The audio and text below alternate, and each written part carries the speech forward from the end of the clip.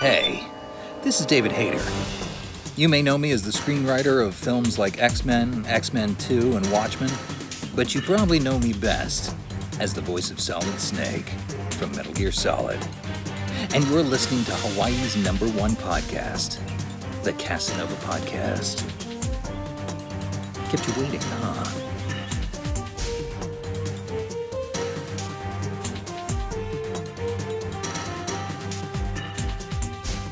This wasn't written with your comfort in mind. Nah. Made my decision, wasn't tough to decide. Nah, me and my boys, we get it done every time.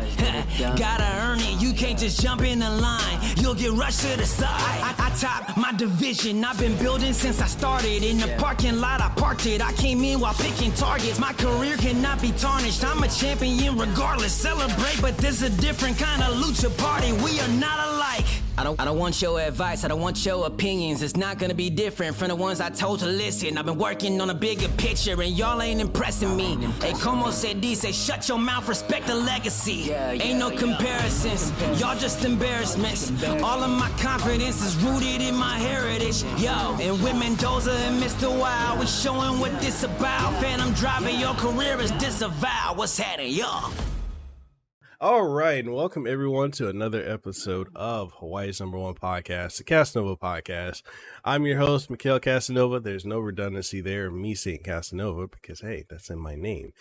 Anyways, I have a very, very special guest today, the one and only Kate of afKayt. How are you doing today? I'm great. Thank you for having me. Yeah, it's an honor to have you on. I know you're an Avery Media partner, you're a Twitch partner, and, you're doing such amazing things, in the creative space. How is that journey been? Like, go ahead and introduce yourself. I'm going to shut up right now. So, Yeah. You're way more interesting than I am, so let's go ahead and have this conversation. Wait, so before I do, Casanova is really in your name. Like, I don't want to dox you. Oh, no. So there's actually an interesting story. Backstory time. Yes, story time, kids. So, I'm actually primarily Dominican. So, one of my grandfather's last name is actually Casanova with a C, and for me, my actual last name. This is fine because it's out there anyway. Is Faltea because I'm also Hawaiian Samoan. So I decided when I was like, okay, I'm gonna create my nom de plume for being a content creator. Let me just incorporate my grandfather's last name, change the C to a K, and then just go from there. And then That's awesome.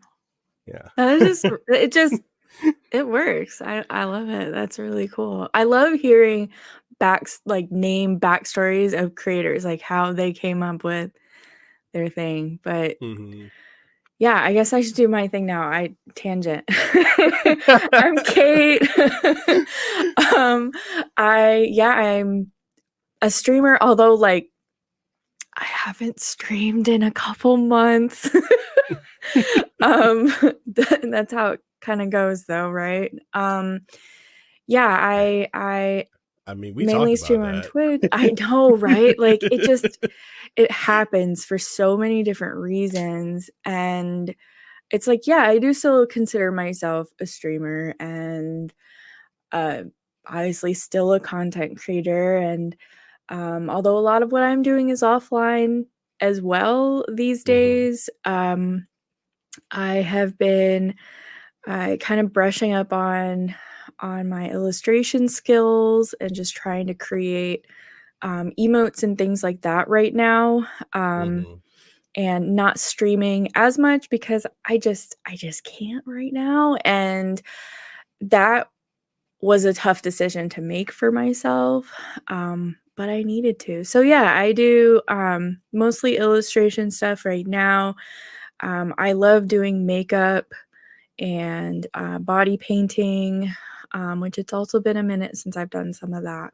But Mm-hmm. yeah, mostly art stuff, honestly. Like, it's easy to just say like art stuff, really.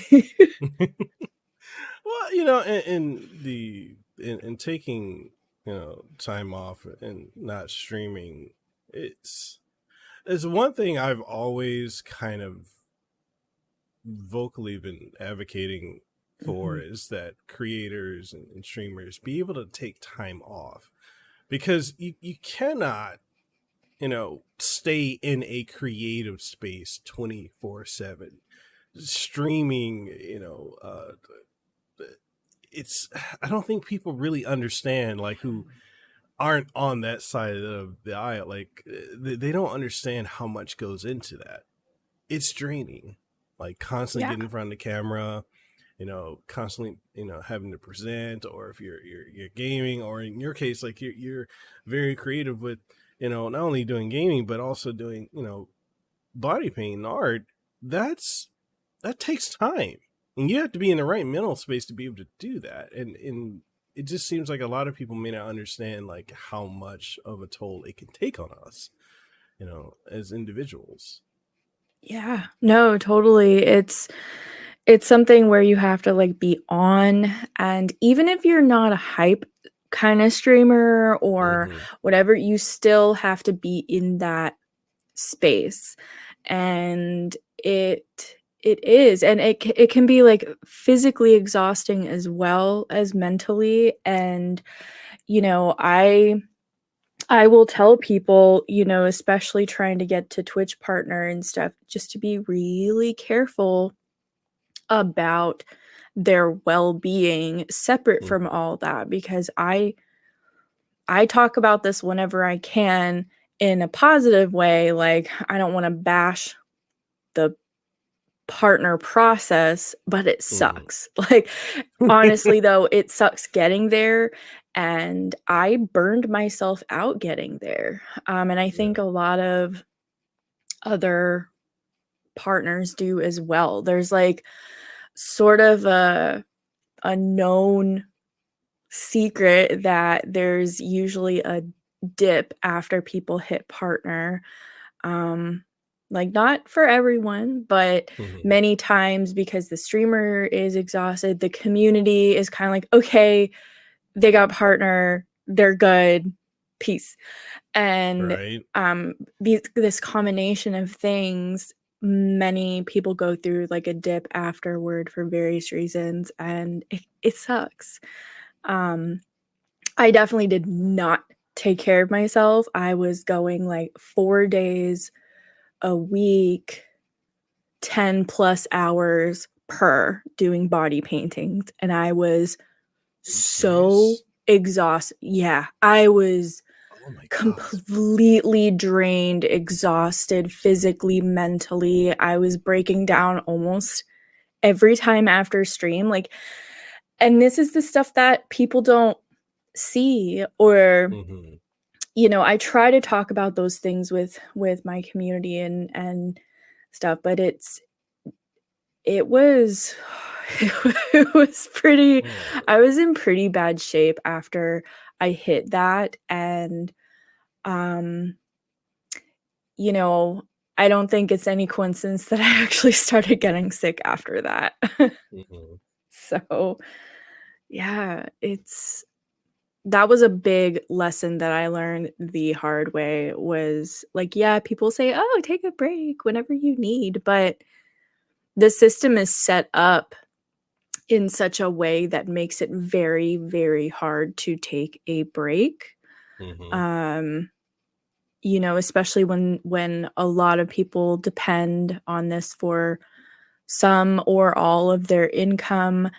And also, it's one of those things where if you're not live, if you're not present or in some social media space, it's like people will kind of move to the next. And that's just the reality of how things are right now. Like, you have to be present. And so how do you really take a break? It's a scary proposition, Yeah, it's like, man, 4 days, 10-hour days, 4 days straight.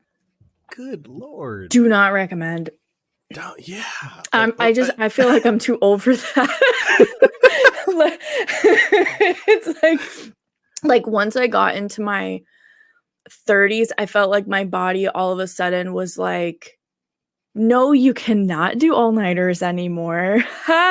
And also just, having a kid too is just it brings it to a whole different space that you have to structure doing content. And like that was very tough on me because you have to balance that, like, what percentage do you give to your content? What percentage do you give to being a parent and a partner and all of this other stuff? And that shifts depending on the day.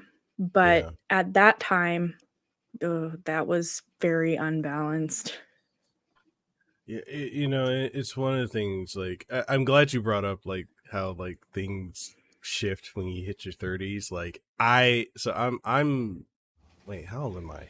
Am I 34? I forget too all the time.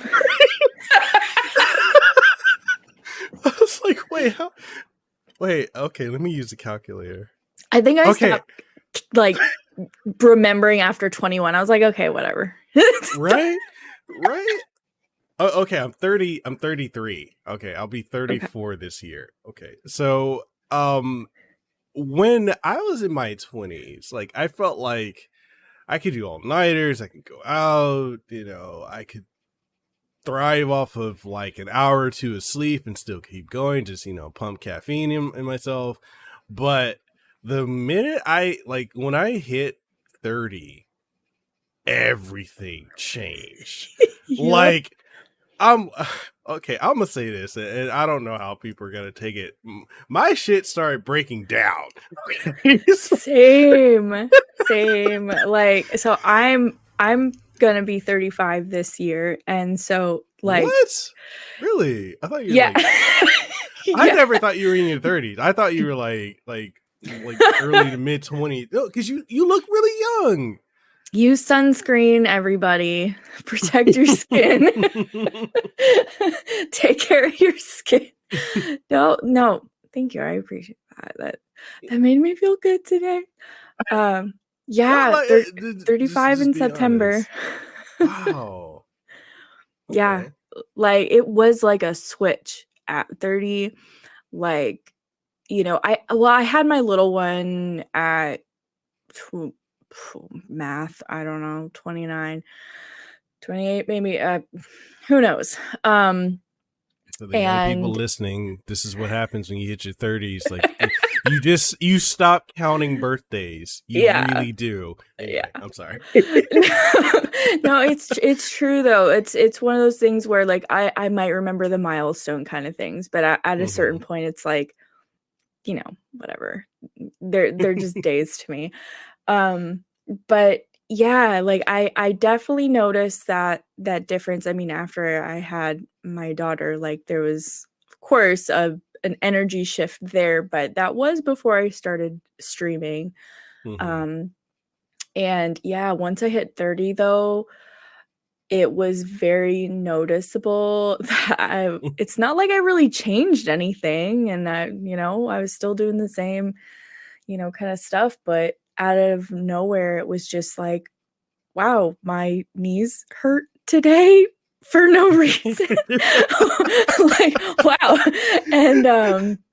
And just, I can't do the all-nighter, and I'm fine with that, honestly. Like, I have no desire anymore. I'm like, hey, I'm done. Let me go to bed. Get cozy. Like, I enjoy my sleep. Like, my whole perspective on energy and sleep and those things really changed, especially when I had a kid. And that really, I mean, at least for me, I would take any opportunity I could to nap, sleep, whatever, because it just changes the game with everything. But yeah, it's a weird thing that happens, like a switch.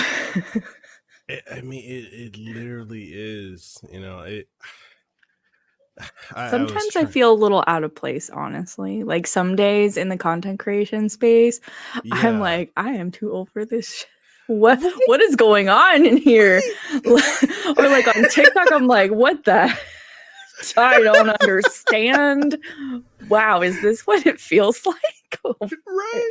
Like, okay, so like I have that so often, right? Like there's so many times when like because you know how you keep seeing the things where it says like, okay, you need to get on TikTok, you need to get on this platform, you need to make content for this, you need to make content to drive views and drive people to this platform, and it's like okay, I'm still trying to learn TikTok.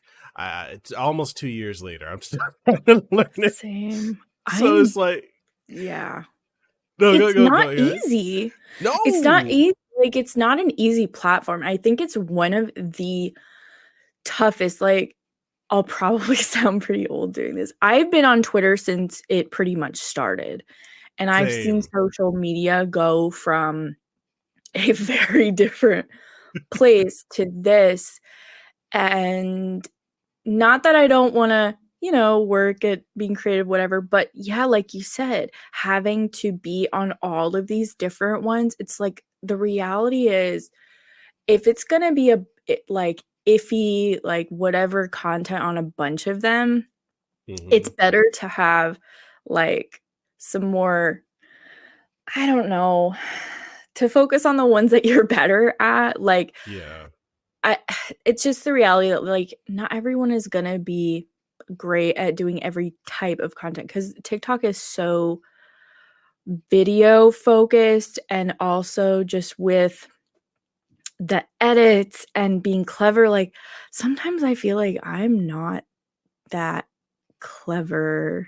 Yeah, that's how I feel. Like I've seen some things where it's like they have all the different jump cuts and they've got the graphics pop up, and I'm looking at this like I don't know how to use the platform. Like, do I go and do this on a just film it with my camera and then go and edit it on my computer and then a lot of people do. Really? Oh, okay. Yeah. Like, so I was in that same place too, where I'm like, wow. And some people will do all of it just with TikToks, like editing and filters and stuff like just within the app. There are people who like, I've watched those sort of making of like how to do this trend TikToks. It's very like meta. But yeah, I learned that a lot of people will, edit and all of that off of there, and then they'll upload their video and then maybe add like a sound within the app or just have their own sound with the video. So yeah, it's that's definitely a thing too. So but I'm like still a whole different process right there. It's like, yeah, this is right? like another job. we gotta it learn really that. Can be. I try with TikTok because I know it can be one of the like most effective at, and I think the algorithm is so interesting because almost anyone can pop off on Twitch. No, TikTok. You have to work so hard to get traction on Twitch. It's not even funny. Yeah. But yeah, with TikTok, it's like some freaking whatever TikTok can just blow up. And, it's such an interesting platform. And I really wish that I was better at it. And I'm working at that. Like, I'm not making TikToks right now, but I still, like the other day, I signed up for like a webinar for Etsy creators on how to use TikTok. So behind the scenes, I try to learn about it and stuff, but it's difficult. It's a difficult platform.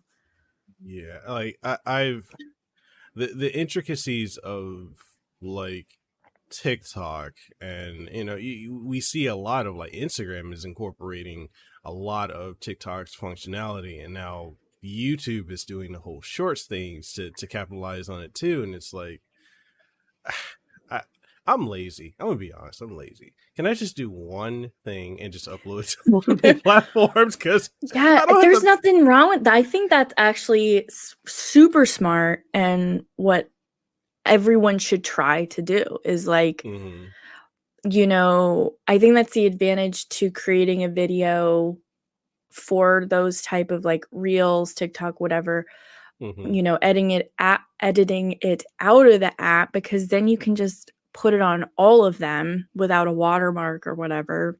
mhm, And if you have clips, or it's tougher when you're not streaming to mhm. take clips and sort of recycling content is such a big thing. But like Mhm. in your example, like if you're doing, video reviews and offline content, and especially if you have to follow embargoes or things like that, like how, it's a little different for you too. It.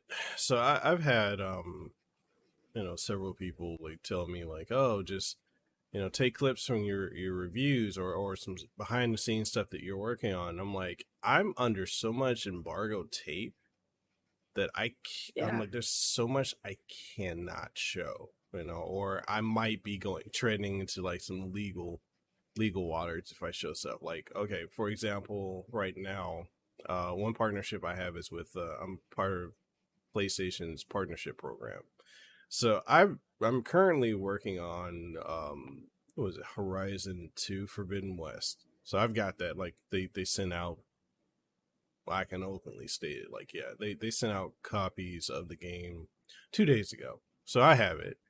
But I can't show anything about it until like a day or maybe 2 or 3 days before the game launches, which is what, February 14th. Mhm. So I'm like, that's what people are like, yeah, just show some early. I'm like, no. You think I want Sony coming after me? Yeah. That Like, is something that like a lot of people don't get in this space. Like yeah. that is, even if you're, you know, super loose or hype on stream or on your videos or whatever, you Mm-hmm. still have to have that level of professionalism when you are working with companies, and follow like don't break your embargoes. That makes it worse for Yes. everyone. Companies are not Yes. going to want to be like, hey, okay, that's serious stuff, especially if you've signed an NDA, connected to working with them and stuff. It's serious. It's like that stuff is serious, and you can really ruin your whole thing if you break Yeah. it. Like, Yeah. And it's one of the things. So like when I get questions from people like, oh, how do I get to work with this company? How do I get free stuff? That, like, the question is usually revolving around, how do I get free stuff? stuff. And like, here's the thing, people, it's not free. Right. It's not free. I don't know why people don't understand that. They're like, oh, well, you get all this free stuff. It's not really free. Yeah, it's like, oh yeah, thank you. You got to put out the tweet or the post like, oh, thank you to this company, blah, blah, blah. You have to, because of the FCC. Like, you're required by law to do that. And it also But, goes on your taxes. mm-hmm. Like that is another thing that, people don't really consider either. Like if you're getting all of this quote free gifted stuff, you still got to put that on your taxes too. Like it's yeah. I think, gosh, when was the first time I learned it? Probably in middle school. In economics, there's no Mm-hmm. such thing as a free lunch. Exactly. And it for sure applies here.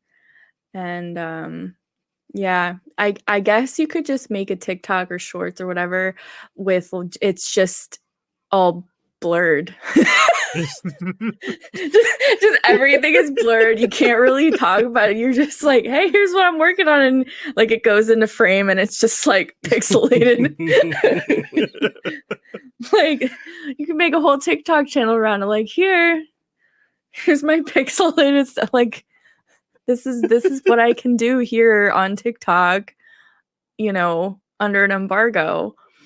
It's just a little like, it blows my mind how easily people will break them in the space. Yeah. And I'm just like, what are you doing, man? Do you not fear Sony or, you know, whatever, like, you know, anyway. Yeah. We can go on a whole rant about that. Like, there's so many times, like, I've been in programs or working with companies and someone breaks the embargo and everybody gets crap for it. Like, we all catch hell for it. And the person just does, like, oh, well, it's not like it matters. It does matter. It does matter. It definitely will make those higher ups, you know, those corporate higher ups look and be like, okay, like, you know, we need to get back to just giving it to journalists or whatever. You know, it can make things worse for everyone else for sure. And also you, depending on if they want to come after you for that kind of stuff. So like, man, don't make the corporate overlords unhappy. Yeah, like I know, like there's a situation last year with this happened with Sega. So when they re-released one of the Sonic games, someone got a what did they get? Someone got like the ROM file and they played it on an emulator and it ran like crap, and then they posted it on social media and it stated like that's how the game performed on console, and it was not at all how it performed on console. But that was so like such a PR nightmare and so damaging to the sales of the game.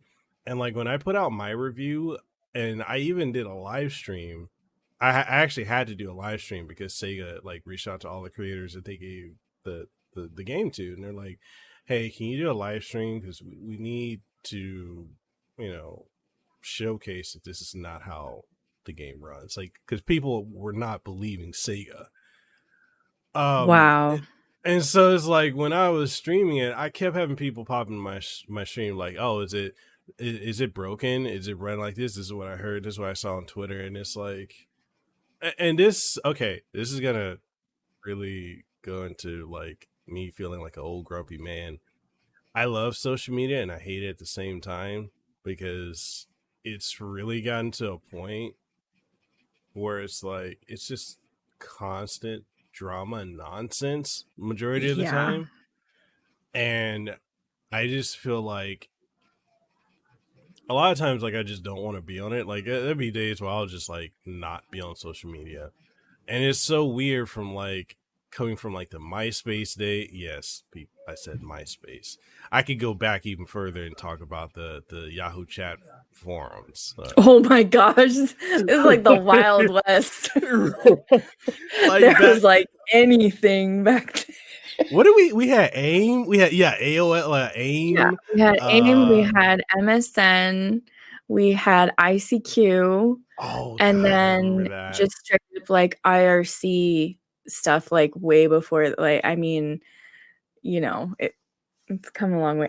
I'm feeling that a lot right now though, with just the constant sort of tension and drama between, you know, especially in the streamer Twitter, streamer space is just kind of exhausting sometimes, just to like not even participate in it, but just having it go across your feed, like and some days where I just don't even want to tweet at all. And I know that's not helpful for, you know, my visibility, my brand, whatever. But someday, like right now, I'm in super self-care mode, and Mm-hmm. yeah, some of my stuff is going to suffer as far as engagement and numbers, and you know, I'm not going to be able to pick up any new activations right now just because that's the reality of it. Like my numbers aren't there, and that's okay. Yeah. I just really have to focus on myself right now and my family, and my health is just not in a great place. And there was a point in time where I would try to push past that just for the sake of making content. Mm-hmm. And like, no, I'm not doing that anymore. It is not, worth destroying my health over, because I don't know. I guess I had some wake up calls. And people really don't understand like the fact that we don't get health insurance going into this, and health insurance is a fucking joke in this country. Right. It's a fucking joke. Like it's and people want us. They're like, oh yeah, I want content. Yeah, it's free. A lot more often than not, it's free content that you guys consume, but like it takes a toll on us. Like constantly being in front of the camera, constantly trying to get into that creative space, or having to stream, or having to be on panels and stuff like that. It's tiring. Constantly having to be on social media because activations are kind of critical to us being able to stay afloat. But man, like, I don't know how you feel. Maybe you feel the same way. Social media to me is just not fun anymore. Yeah. It used to be fun. Same. It's a really difficult place for me to be right now, and I do try to spend some time on like my alt accounts that don't necessarily like my feed isn't streamers at all. For example, like I have an alt account that's just for following like artists and illustrators, and where most of my feed there is just really cool art and other people's stuff. It's not toxic sludge pool kind of stuff. So like having those other, even just having an alt account where you can follow stuff that has nothing to do with your content spaces, some of your other interests, is just really nice to have a space to just sort of escape to a little bit. Because I don't know, I still have a habit of scrolling Twitter, and it's just a matter of like putting different content in front of my face so it doesn't exhaust me. Like, yeah, right now it isn't very fun. I don't feel inspired with like, I used to be able to think of some clever tweets every once in a while, and now I'm just like, I don't want to talk to these people. That sounds bad, but I get into that sort of like get off my lawn kind of. I don't want to talk to anybody. I can be like super introverted, which is kind of an odd thing when you're a streamer. Yeah, sometimes I don't want to talk to anybody. I don't want to, I'll have my handful of people that I will text or just directly who are in my inner space or whatever, but and then everyone else I'm like, nope, I don't want to deal with it. I don't have the mental energy, because I get caught up, like, not that I might respond or whatever, it's just even reading into other people's drama and stuff, it gets me like stressed out. Yeah. Like, the one thing I really dislike about social media is it lets me see way more about other people than I ever wanted to know. Like, there's almost like there's nothing left to the imagination. Like, people just like really showcase oftentimes all of the good and their whole asses. Right, like their ass is just all out. Thank you. Like literally and also figuratively. Like no judgment for me because I put my ass on social media before, but like yeah, they're just like, are you really saying that here? Like, is that really who you? Okay, like you really do see because some people I think forget that yes, you can be banned from Twitch from saying really, shit on social media. But yeah, some of the stuff I'm like, wow, okay, I know who you are now. Then that's, I don't know. Like, It's tough. So like this happened to me 2020. I got dragged into a situation because and not even of my own doing. It's just guilt by association. So I won't say the street. I'll tell you their name offline. But you probably are familiar with this person. But like I used the term was because we kind of just stopped talking, but I was cool with them. We were friends, and then they made a strong political pivot. Oh boy. They went from being like the edgy streamer, the edgelord, to super political, super like alt-right kind of, and then they kept getting in drama with other streamers, and then like they were making all these political things, and then all this other stuff. And I think without you even telling me, I think I know who it is. I won't say, but yeah, you can confirm it later, but I think I know just by context. Like, oh my, if we're thinking about the same person, holy wow. Mm-hmm. I mean, oh my gosh, because I think if it is this person, I was like in their community, on their Discord. I tried to apply for their stream team. Like early in my streaming stuff, their videos were helpful to me. Like if this is the same person, but anyway, it's yeah, that really sucks. I got dragged, and I'm over, and it didn't help too because I went on their podcast, and I'm someone where like I would think, okay, if you're going to do certain things like that are controversial, like just don't drag other people into it, right? So and because of 2020 was a fuck all year, I just wasn't paying attention to what people were doing. I had to get off social media. It was a lot of things going on in my personal life, and I was not paying attention. That's my fault for not paying attention.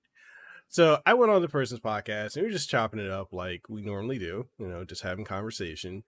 And, occasionally we would like, I'd do like a roast, or they'd do a roast, and it's like all in good spirit, nothing malicious. And then the next thing I know, when they put out the podcast, is just after they made this super strong political slant.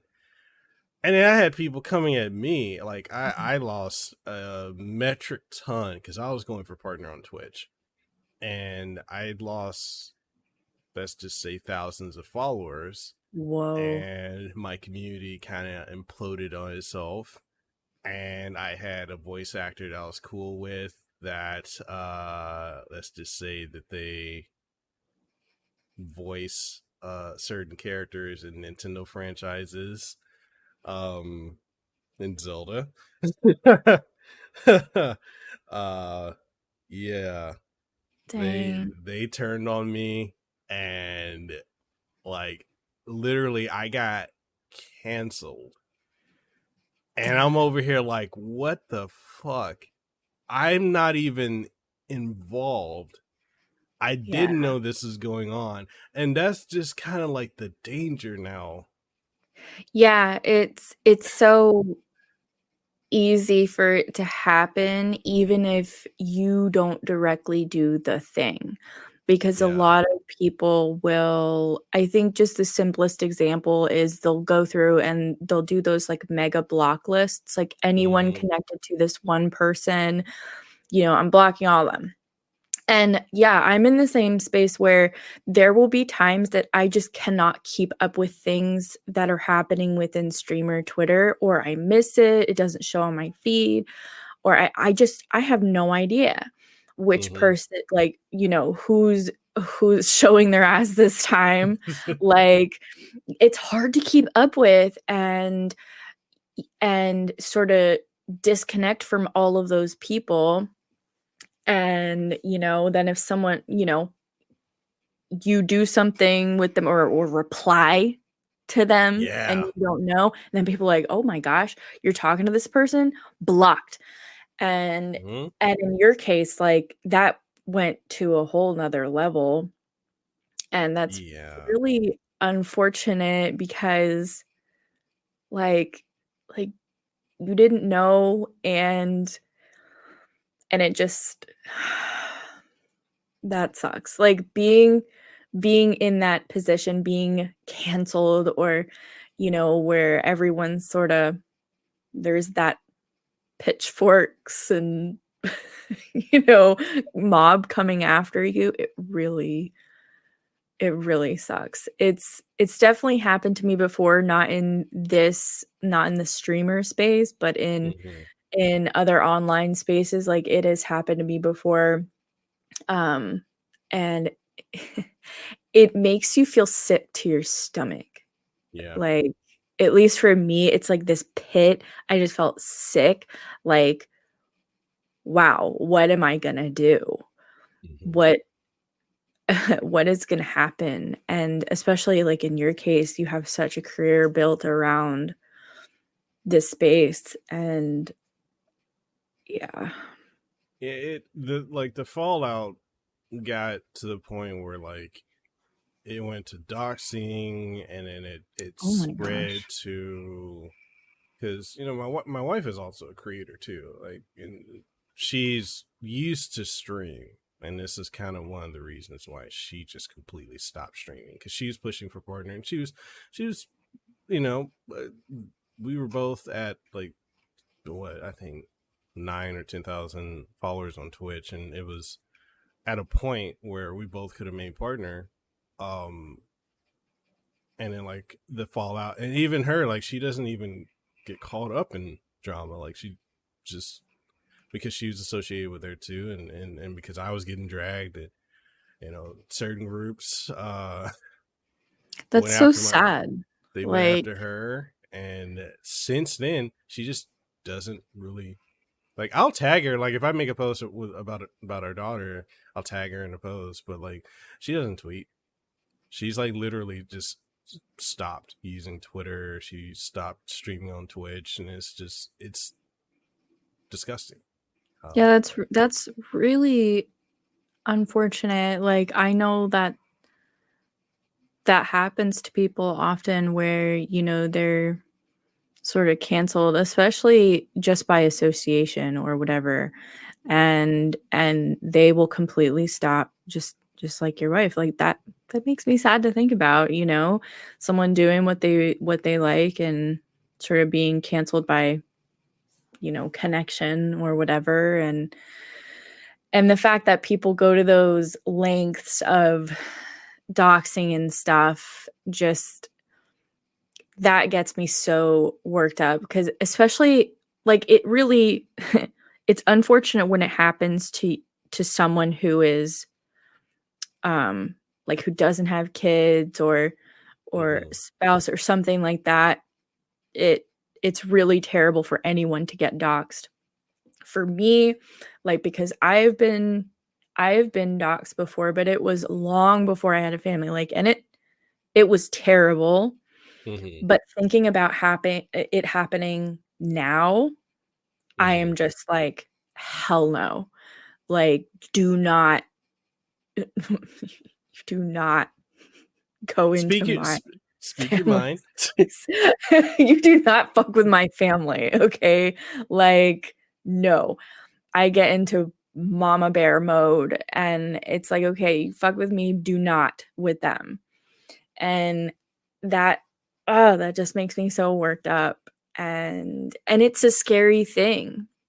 Like you had mentioned earlier, how everything is kind of out there now. There's nothing, left to the imagination, and people feel very entitled to every sort of facet of our lives. Yeah. And I try to keep some of those boundaries. My daughter doesn't come on stream. There are moments where like I would love to do stuff with her on the stream, like build Legos and that Mm-hmm. kind of stuff. And I don't know if I'm there yet. Mm-hmm. Or if I like which way I'll go with that. I haven't said her name before, or my partner's name, or you know it's because I've been through some of that stuff before. It makes me so scared because it's very easy to find someone's address, like Yeah. ridiculously easy to find people's stuff. And so I've had to put up some pretty hard boundaries with certain things, where we've sort of tried to figure out what are our boundaries, what do we want to share as a family. Mm-hmm. It's tough because there are some things like I would just love to share, but I just, yeah, those sorts of things stop me from doing that. And it's a very, it's a very valid and rational fear. And Yeah. it's just because, and I hope those who are listening, you come to understand, like, this is the very real reality that we face with being on these public platforms, being on Twitch, being on YouTube, being on Twitter. It's, you have to not only be protective of yourself, but those you love too, because you never know what, there are people who will do some pretty crazy things for some very petty reasons. Oh yeah. And and it could be trying to like end your career over an association, or just coming after you and doxing, putting your information out there, for some of the most trivial reasons. And or God forbid, people showing up at folks' houses or at their jobs like that. It's very hard, and it's like a lot of the stuff we can't, like in the case of like communities, like I have people that, like, I'm very much someone who's, I like the idea of having a community, but there's like a major wall for me because I've been burnt by community before that I've fostered. Mhm.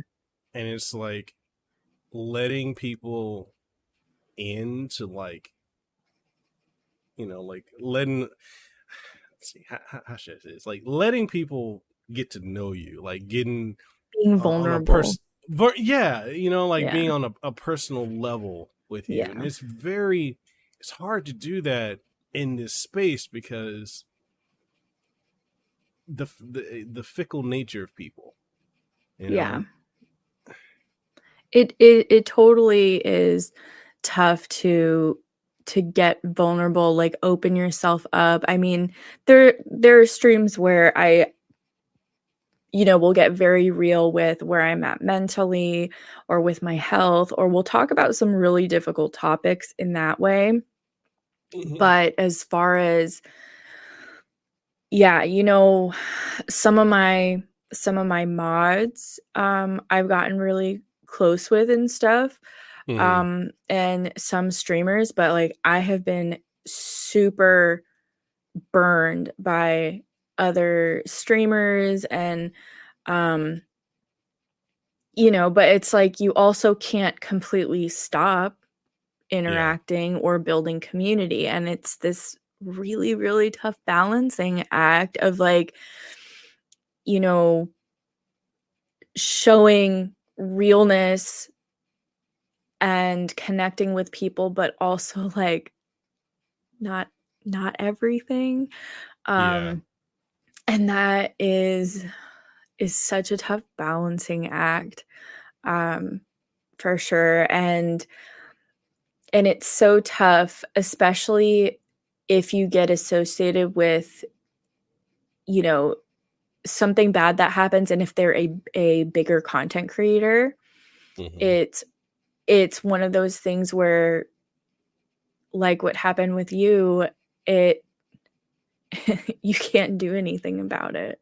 Like, it's just so out of your control, and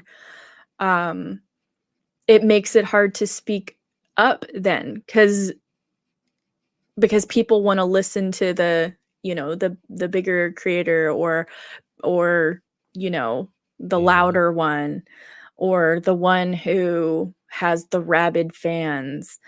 And it's tough. Like, there are times I am holding back a little bit here. No, I know. I can hear it, and I'm like talking around it. It's tough because you don't want to get caught back up into it, or like, there is a specific case where I was very close with a streamer, and behind the scenes they were completely shitbag and abusive and things like that. And you hear other people talk about it, but no one will say anything publicly. I think that's another big issue in the space, is like the way that it's structured makes it so like a lot of people will stay quiet about things to either protect themselves from getting canceled. It creates a lot of complex issues. Like, whoever thought getting into streaming like, I'm gonna go live and do this thing, but also you have to deal with these extremely complicated personal issues. Like, damn. Isn't it fun stepping around the landmines we're stepping around right now? It's like we don't want to step on them, but like, they're there. We want people to realize, like, this is not all sunshine and rainbows, because there's a lot of issues. And okay, so I know, like, you mentioned the streamer drama, and I can say I've experienced that. There's like the same thing with YouTuber drama. It's always kind of baffled me, like, why is there this drama? We're all in this space.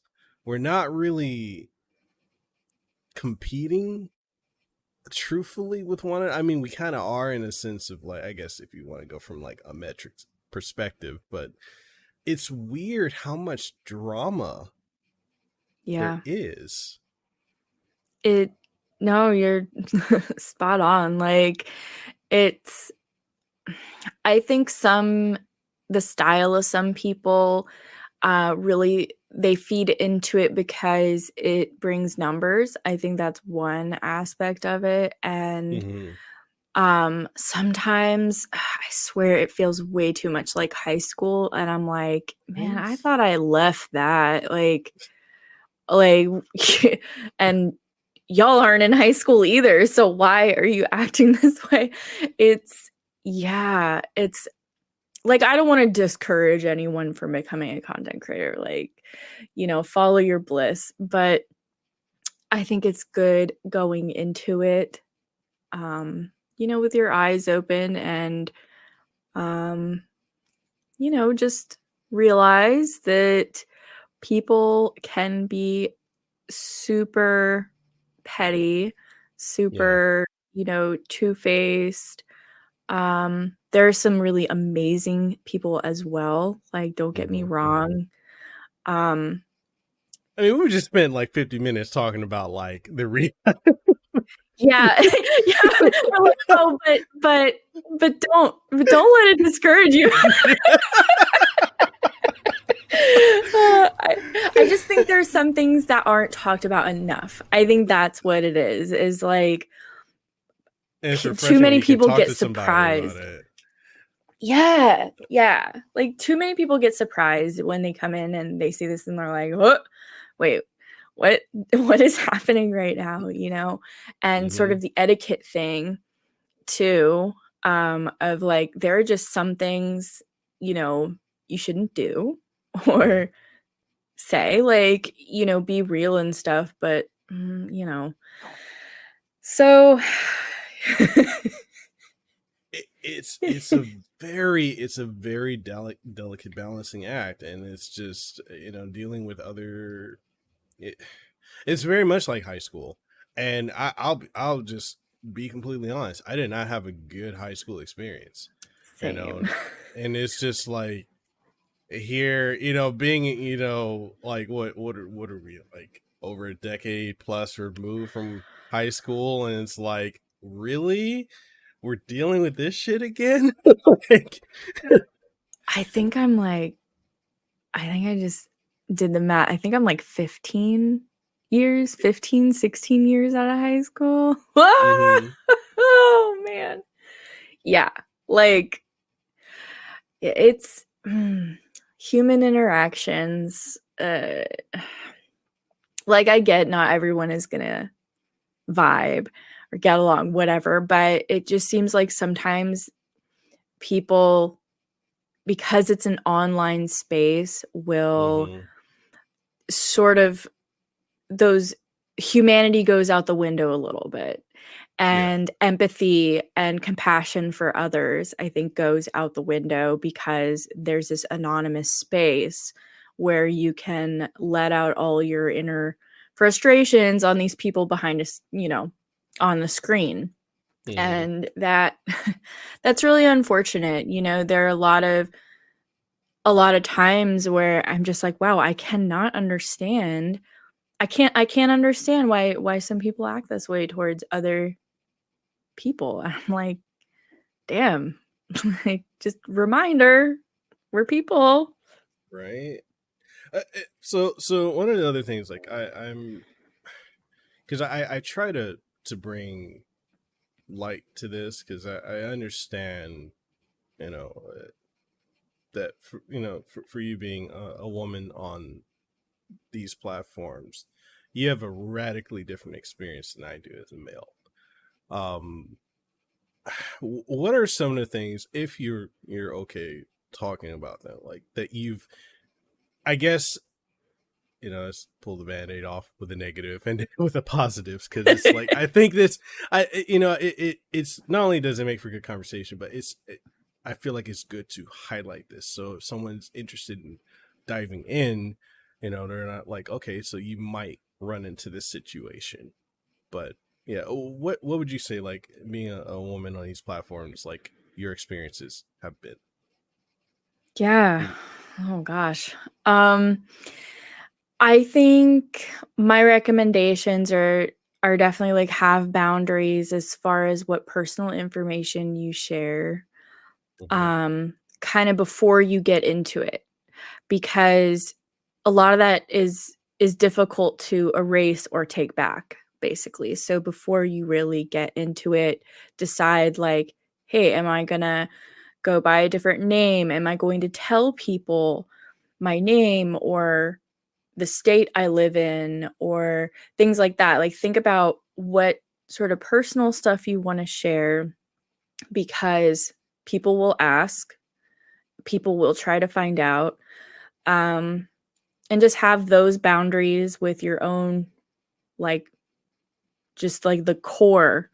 Just like that's where you start, is just you. What are your personal boundaries? And then beyond that, like what are your boundaries with your community? And as far as like, I guess this isn't only for women creators, but like with your community, figure out what sort of space you want to create, what your values are going to be in your community, like what things you will and will not tolerate. I guess that is kind of universal, but and then that goes to what behavior you'll tolerate from people. So you will get comments like about your appearance, you'll get questions about your relationships and things like that, and you just have to think about it beforehand. You know, how do you want to handle those situations? Do you want to tell people like, do not comment on my appearance or you will be timed out? Or, you know, you got to think of those things, because that is just something that is sort of an everyday super common thing, is you will get comments about your appearance, and no matter what it is, like it's not necessarily a showing skin thing or not. It's a there will be any comment about any part of your appearance, whether it's, you know, like, wow, you look tired today, or, you know, or, oh, you wear too much makeup, or things like that. And then it can get even grosser than that, you know, especially being a body painter. That was also another reason why I had such a struggle mentally, was, you know, and my mods did amazing protecting me from seeing some of the things, because when you're in, you know, you can see what people say, even if it's been, you know, removed from chat or whatever. And they would try to like jump on that before I could, because some of them were to the level of, you know, really abusive stuff. You know, kill yourself. Oh, look at this whale on the screen, or like just all kinds of stuff from like every, and then super sexually charged messages, like really gross shit, and super weird stuff too. Like there is a person, we never banned him because it never crossed the line, but there is a person who would always come in and ask me about like if I needed to go pee. Just like weird. There's also a lot of weirdness. You know, and then there's stuff off of Twitch too. Like you might want to close your DMs on Twitch as well. Like there's just a lot of stuff you have to set up to sort of protect yourself, and find, you know, your mod team doesn't have to be huge, but at least find someone who can sort of help you when those things go down. Like there were a few situations where I was hate rated, and just a lot of bullshit like that. And where things would have to like lock down on stream when some things would happen and stuff. So you just have to be prepared for pretty much anything, and have a few people you trust around to help you with that, because sometimes it's tough during stream, especially. And there was like a Twitter video I made sort of at the start of my streaming. I don't know if I want to say career, but when I started streaming, there was like a silly reaction video that I made. It was back when Twitch was trying the whole like they released the sub only streams. And people were so pissed about it, and I made a reaction video that was just really goofy. It was like to the intro song of Law and Order. And it was just it was silly, but for whatever reason it got a lot of traction, and people were pissed that I had an opinion. And some YouTuber, because how dare anyone have an opinion these days? Right? You know? The whole thing was basically me saying like, hey, if you don't like it, just don't use it. It's we don't have to. So like, what's, y'all are getting so mad about this. And it was just meant to be like a whatever. And people got so pissed. It was picked up by, those YouTubers that like their whole thing is to make content about women creators. Oh, and yeah. Like, you mean like quartering and all those other neck beards? Yup. It was picked up by one of those, and they made a video about it, and it was just part of me was just laughing through so much of it, because I'm like, they had to make up so much shit to even have anything to talk about, because there was really nothing to talk about. Like, what? And I was oh gosh, look out for her. She has blue hair. She's a crazy feminist. Like, oh my God. And I swear I got like weeks straight of harassment. They act like people never dyed their hair before. Right. It's just one of those things where if they see like, it's just one of those common, from that sort of space where they're like, ooh, there's some miserable people.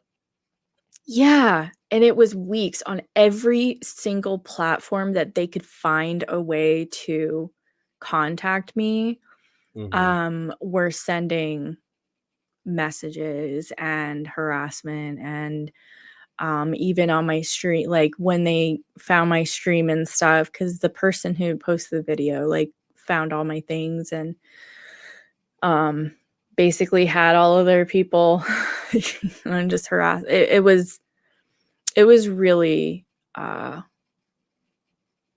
stressful, and it just made me feel so small and scared, and just like, for what? Like, what did I do? So it's just I know that sounds all really bad, and I hate that it's the reality.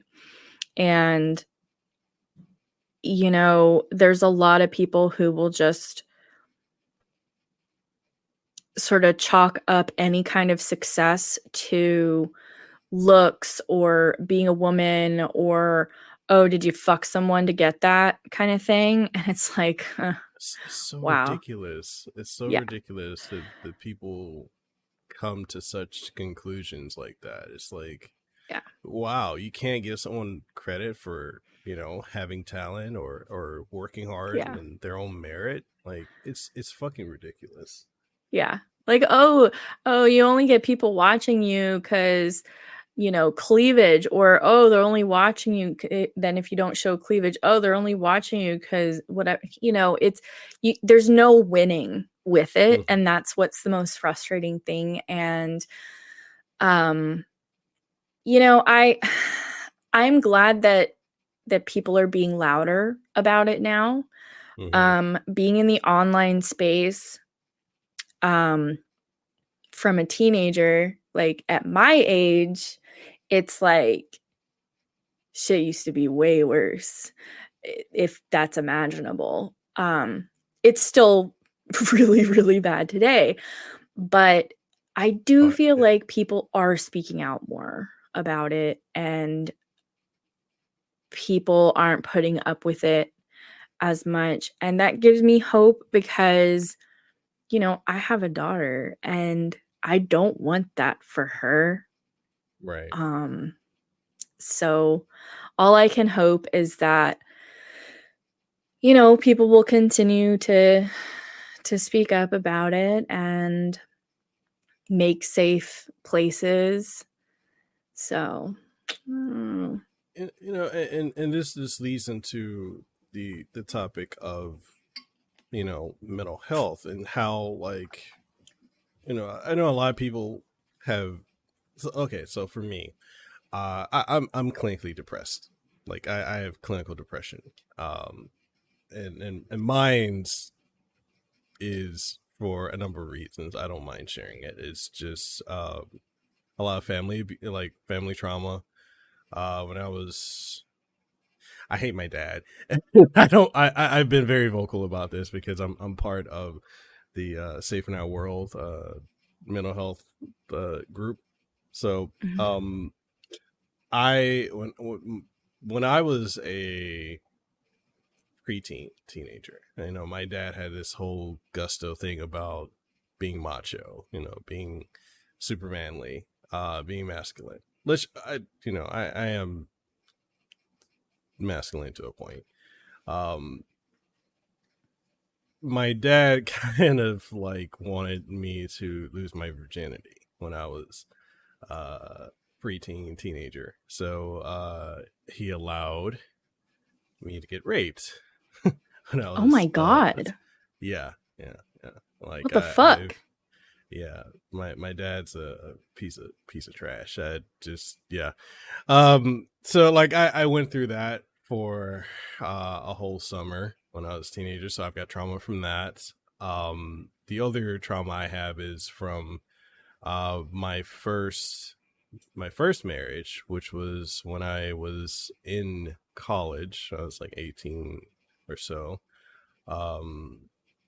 We had a kid and we got married, and then our daughter, she passed away not long after she was born. Like, she had sudden infant death syndrome at 3 months old.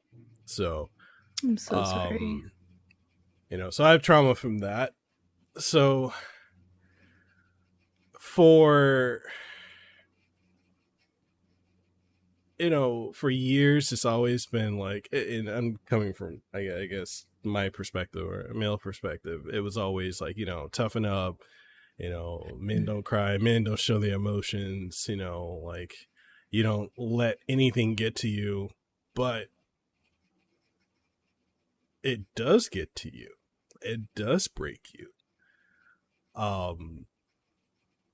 And I'm happy that we're able to have conversations about the importance of self-care, importance of protecting our mental well-being. You know, a lot of people may say like, oh, it's a cop-out. It's not a cop-out, because dealing with that can get to you. And then especially being on these platforms, it wears you out. And yeah, it really does. Like I also have depression and anxiety diagnosis, and it's yeah, you know, it really plays. I'm trying to find the words. Social media can bring you into a really dark place, like so easily. It's like if I let my guard down, or if I don't have the energy to sort of mentally protect myself, I feel like I get sucked into this like doom scrolling, really bad place. And it's also just physically unhealthy too, because if I get pulled into that, my habit is I will like lose all track of time with it. And it can consume you. It totally can. And it has these effects of like, you know, self-image too. Like using filters and things like that. And I Mhm. always say, hey, if you want to use them, that's cool. But it is also important to see yourself without one, because you can get really used to seeing yourself with one and you kind of forget what you look like. Mhm. And you can sort of build like a self-hatred, just like it's really sneaky, where if you see yourself without it, you're like, ew. Like, no, that should not be your first reaction Yeah. to yourself. And also just comparing yourself to other creators or, where other people are at is also a really tough thing that I've had to work on. And,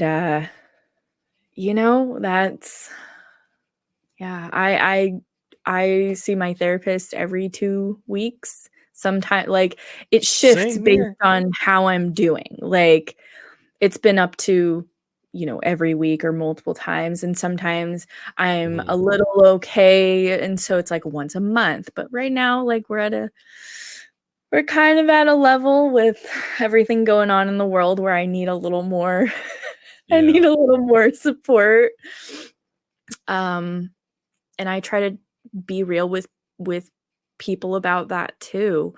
Um, like, talk to someone. I know our system is not set up very well, especially to find therapy.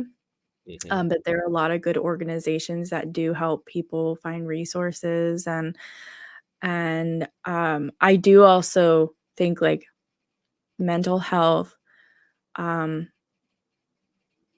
like the topic of that with men is it can be so taboo, and I think that also needs to be broken down. Um, Agreed. because, like, we're all people, and we still need those same we still need the same, like, mental support there, and we Mhm. all have feelings, and those are okay. But yeah, I think that that's also a big thing I've noticed in this space, streaming and gaming, especially Mhm. with guys, is I think a lot of these behaviors, like I don't want to make excuses, but I think a lot of it can tie back to, um, you know, self confidence and Oh, I can um, completely dive into that if you passion. want to. Yeah, I can it's speak on that if you want. yeah. I do think like it's. I'm just so glad that you talk about it too, like because it's different.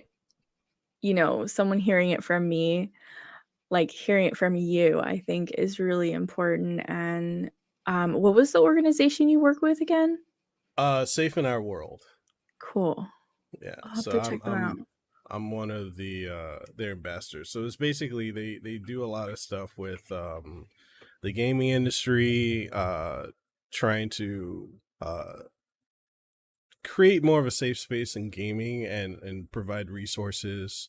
Because a lot of people do utilize video games as escapism from a lot of the traumas and things that they're dealing with in day-to-day life, but they're trying to take a step forward and offer counseling and different resources, ease of access to like therapy, and there's also suicide prevention stuff that they work with. So it's a very good organization. I'm very proud to be part of it. That's It's awesome. just it's and especially okay. I'll dive into it. Yeah, I'll let's speak. go. I'll speak for. Okay, so for men, and if there are men out there, they'll hear this and they don't like what I have to say. You know what? Hey, you got some things you need to deal with anyway. I know for myself. If I were to go back to my 20s, Jesus Christ, I I'm not was going there. in my 20s. I was the guy, because I used to be I used to be in the music industry. I used to be a singer. I used to also be a club promoter and MC. Um, so I used to, for the sake of my own confidence, right? I would, and I guess that kind of plays into the Casanova name without trying to play into it.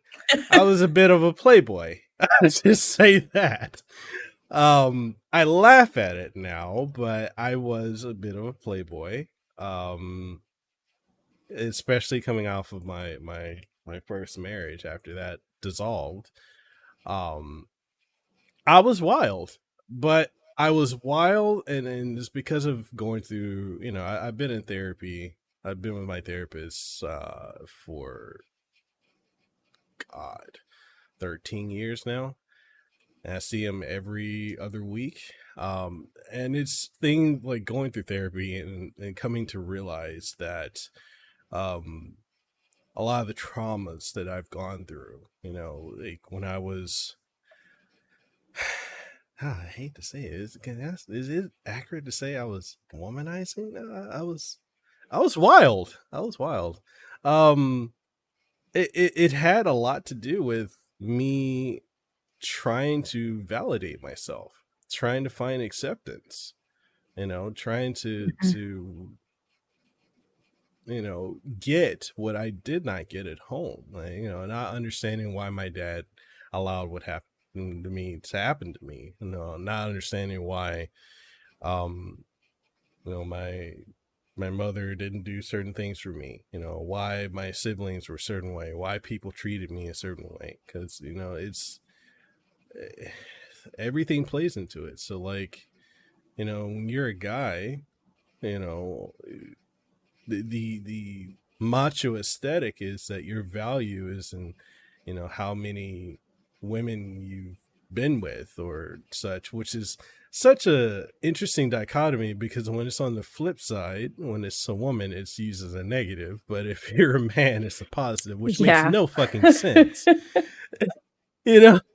But like, so I for me, I was thinner then, I was in shape, and I played into it, and I found my validation through that, through partying, through, being the life of the party, always having like the party buses, the concerts, the backstage, having the groupies around. That was all to feed my insecurity. And also dealing with, I didn't process the grief of my daughter passing. It was also a way for me not to deal with that, alcoholism, because I used to drink a lot. I can't drink alcohol at all now. I have a beer, I get like, I'm faded. But like, just dealing with, my depression and my grief and the things that my family didn't give me was through alcohol and, frivolousness, with women and with partying. Like, it ties into the traumas. And I think for a lot of men, if they were more willing to be honest with themselves and more open and to look at the root, because there's always a root to why we do what we do.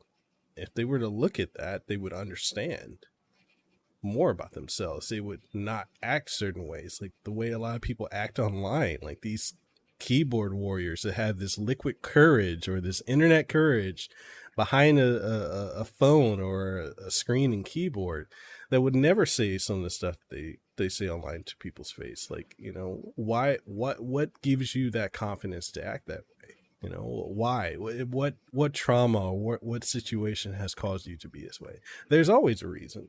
And it's just, I think for men, the way society has conditioned us, it's caused a lot of harm. It's caused a tremendous amount of harm. And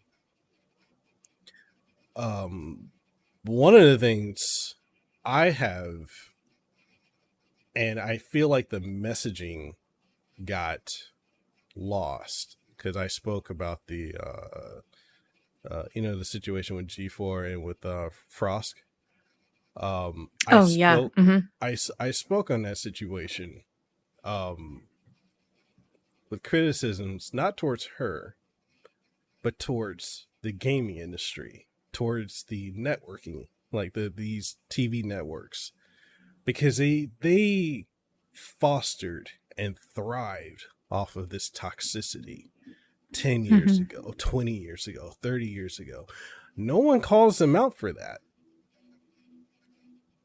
Yeah. But they have a responsibility in creating this toxic culture.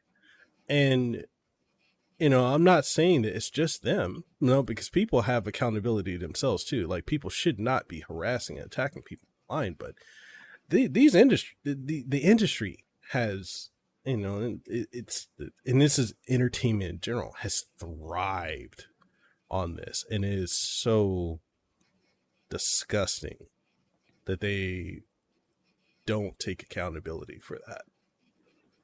Yeah. I know. Just like letting it happen. No, like I had an experience a long time ago in the gaming space. And I guess, all right, we're being real. So, okay. I was, I've been in the World of Warcraft community for a very long time. Like, I'm not a WoW streamer.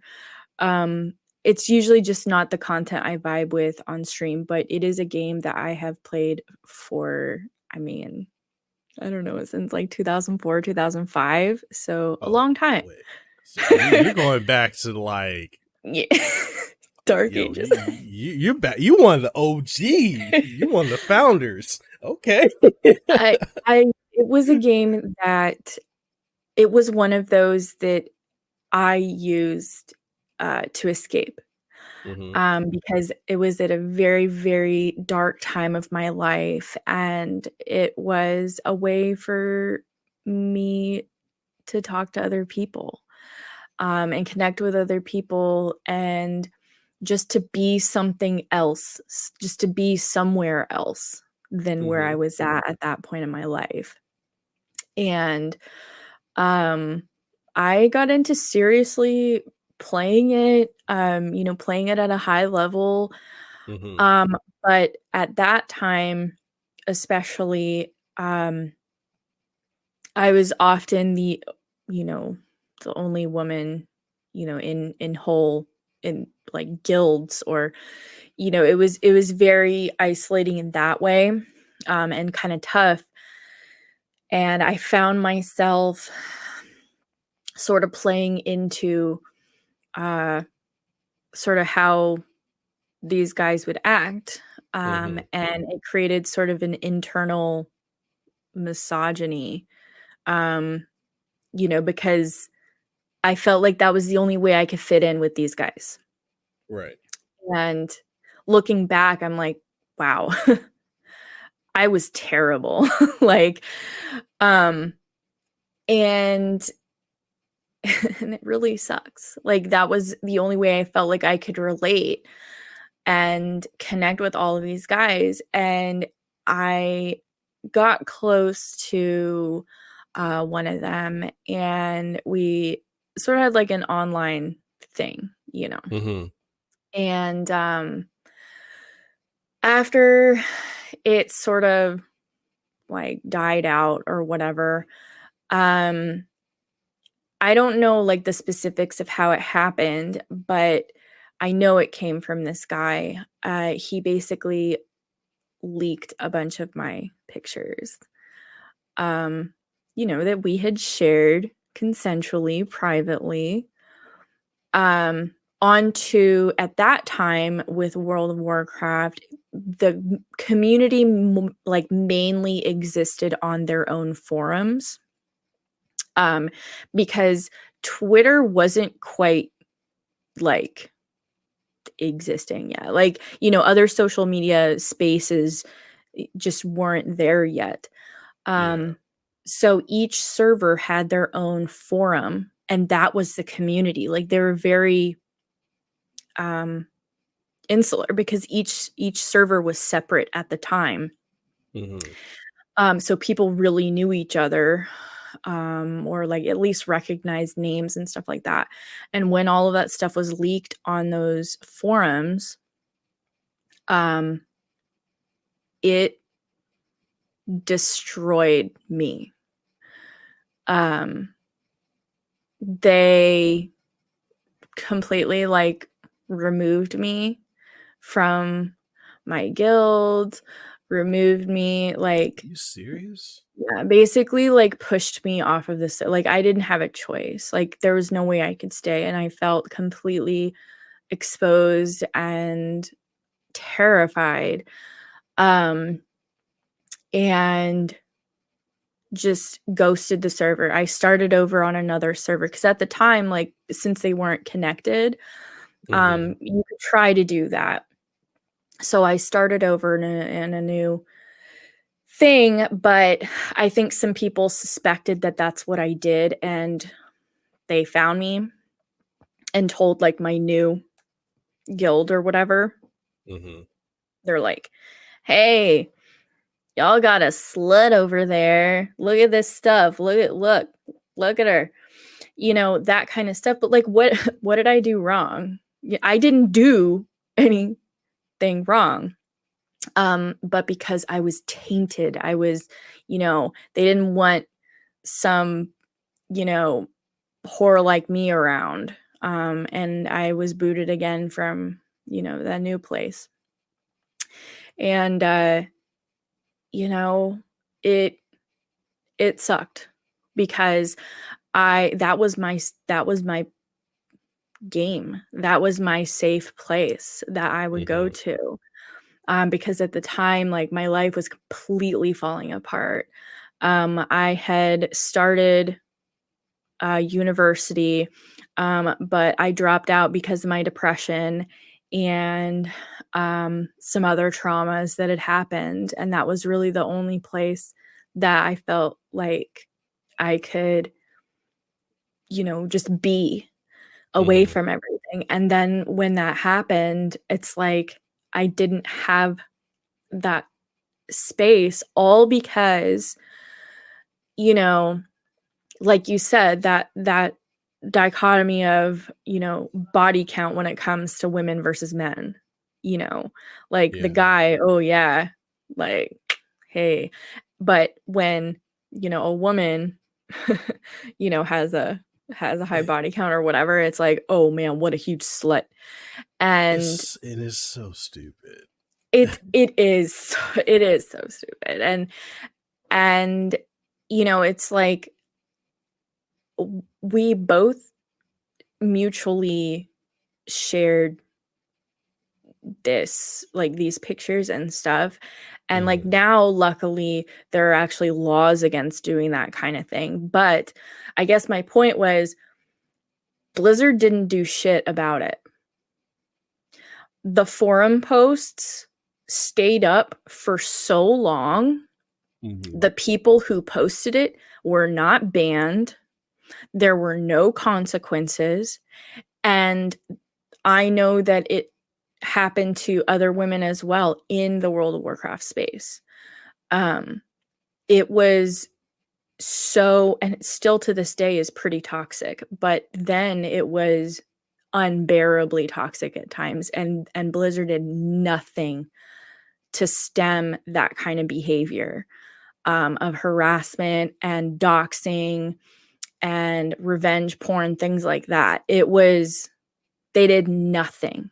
And that's why, like, people look at it these days are like, wow, why is it so bad? Like, you know, it's in a lot of gaming spaces, but in World of Warcraft, it's like, wow, how is it, you know, what are we gonna do? How do we fix this? It's like, y'all should have freaking fixed this when it started happening in the first place.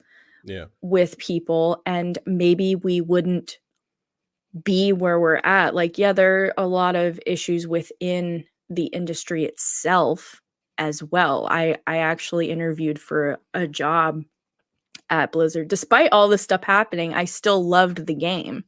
Mm-hmm. And I got passed over for the guy. I was way more qualified for this job, and made it to the final interview, and it was between this guy and me, and I knew him in the community, and he had never worked in the space before and didn't have like the same, but he was part of their boys club, and so, you know, there are those issues within these companies, and then also the community that they've let fester. Mm-hmm. And now here we are. Like, we have this big pile of shit, like, and we wonder like how. It's like just look at what you let happen. It was not discouraged for, I mean, I feel like it's such a recent thing, you know, where people are actually trying to push against it. And not saying that people haven't before, but there are very, you know, small voices trying to do this stuff. And this was something I never talked. This is one of the very few times I've talked about this like publicly, because even to this day, there's something still within me that is so terrified, and like I don't want to be, because I didn't do anything wrong. No, but you're definitely made to feel like you did something wrong, and you know, it's sad that this is where we're at, because I truly do love games, you know? Yeah.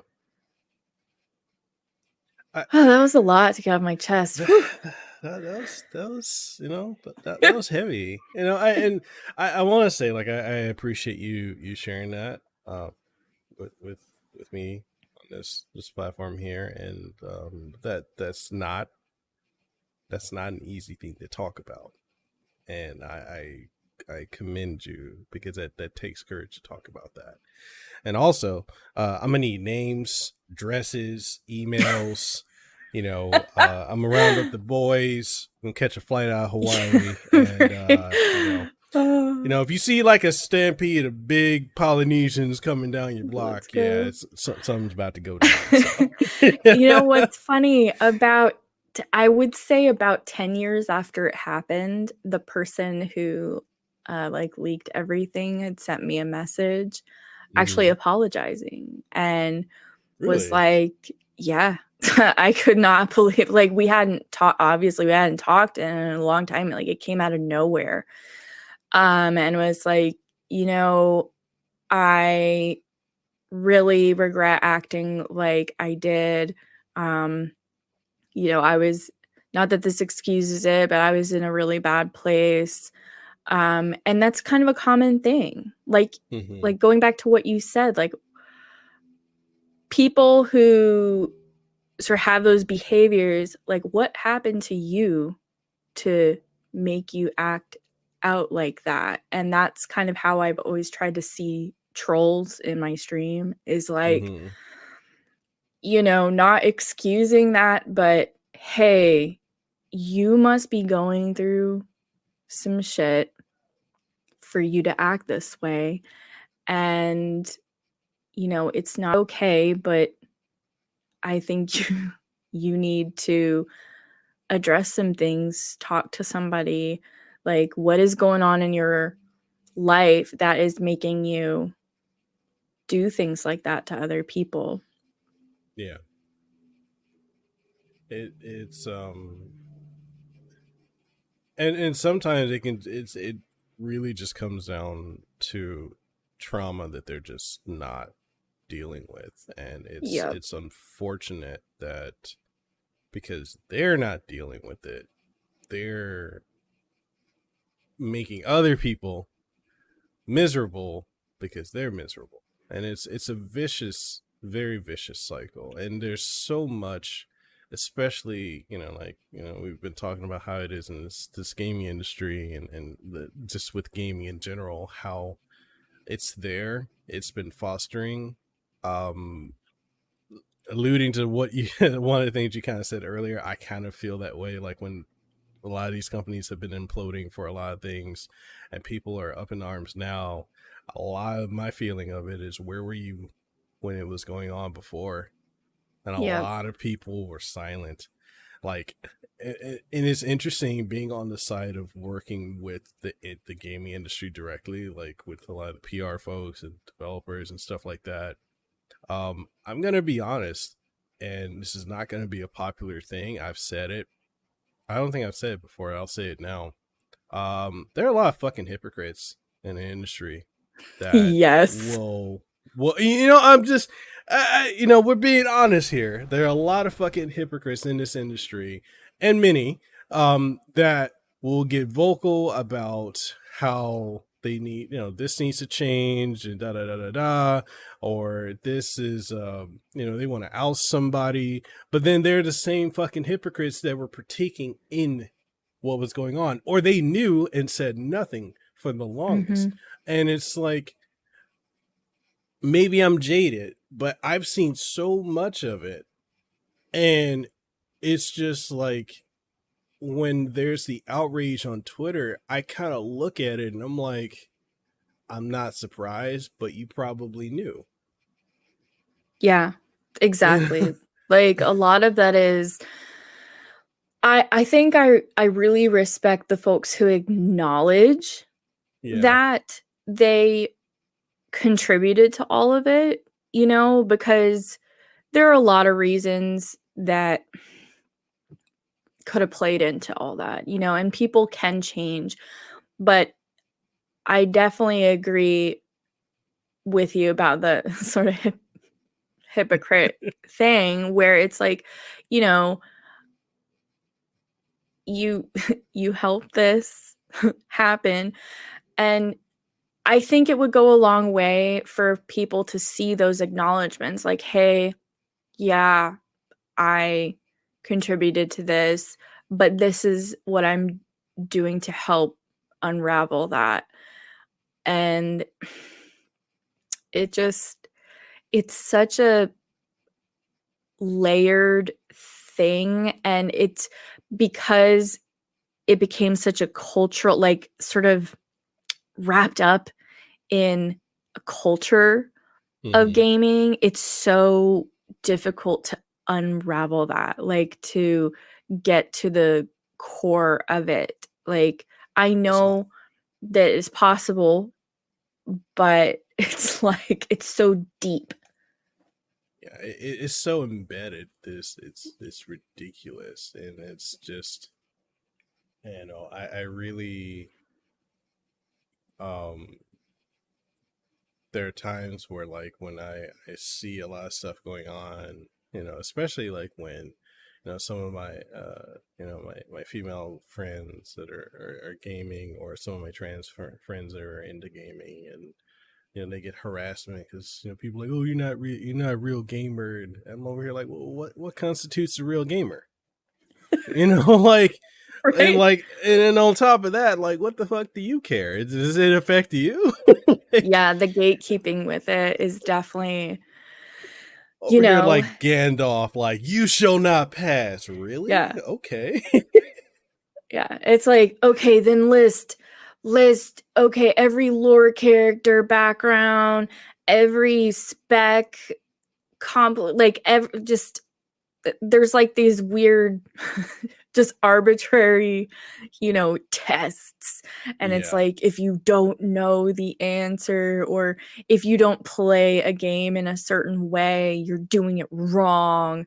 And just a bunch of that stuff. It's like, can we just enjoy our games and make them more inclusive, and the space is more inclusive, and the games themselves, like the content within them, it's Just like oh gosh, I'm totally blanking out. The game you just got to review that is about to come out. Oh, Horizon. Yeah, like that whole thing when people saw like how they changed the model of Aloy. Yeah.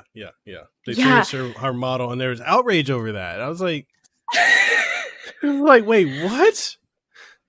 Yeah, and it's just like those, they changed her model back because of the outrage.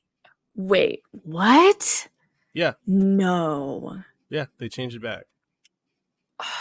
They quietly changed it back. I am disappointed to hear that. Like, truly. Because I think I actually tweeted something about it, because when I saw her, I'm not gonna lie, I was like, oh my gosh, she kind of looks like me.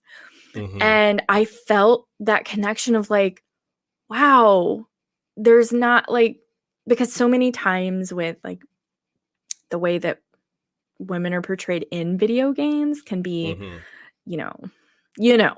and so when I saw that, I was like, oh my gosh. And I took a picture, like a side-by-side picture, like a screenshot, and then a selfie, and I was like, oh my god. It's some comment like, I think I took one of the guys who said, I think he went viral saying like, oh gosh, I can't remember. He said some stupid shit. Mm-hmm. And I basically flipped it around and had like the same wording, and just said like, wow, they're using like really attractive like models now. But anyway, did they really go back? They went back on it. I'm gonna have to look this up, because like that makes me really sad. Like if you look at when they originally updated the model and they premiered that to the last trailer they dropped, and you'll see when the gameplay footage comes out. Yeah, her model went back to what it used to look like in the first game. They just completely changed it, and it's it is unfortunate. And I know there's like another outrage a couple days ago with for like the Guilty Gear game with the character Biken, because she has big boobs, and so people were like saying like she's like she's over there. They made her boobs bigger, like her boobs are getting bigger every game, and I'm like, well, technically the character's always looked like that. She's based off of a character from Japanese folklore that is the reason she looks like that. So it's like there's a lot of outrage with that character, and there were calls for Arc System Works to like reduce her boobs or take less of an emphasis off of it. But it's like, okay, I can understand you feel like the character's over sexualized. I get that. She's also a badass that's able to go up against the godlike characters in the game. And she only has one arm and one eye. And she's like fighting on their level or above it. And it's like, okay, in some here's some aspects of how I kind of was like a little triggered when people were getting mad about that character, because like I'm a huge fan of this character. I love her backstory, and I've been with this franchise since '98, and I'm seeing a lot of people that just like were attacking the crew, like the dev team. I'm like, why? This character's amazing. Anyway, but I okay. No, I feel that though. I feel that though. Like, I think I don't think all of that, like, I don't think boobs should be removed or whatever from like, in-game models or whatever. I think it's all about the context, right? Yeah. Like, I'm not familiar with the character, but from what, like, how you've described her is she's a badass, and it seems a little different, right? Than so I think it's all a bit more complex than just, okay, automatically big boobs means, because then you're, in a way, that's still sexualizing the character, is if you automatically assume by looking at the character, you know, that it's a certain way. It's complicated, and I think it's about context and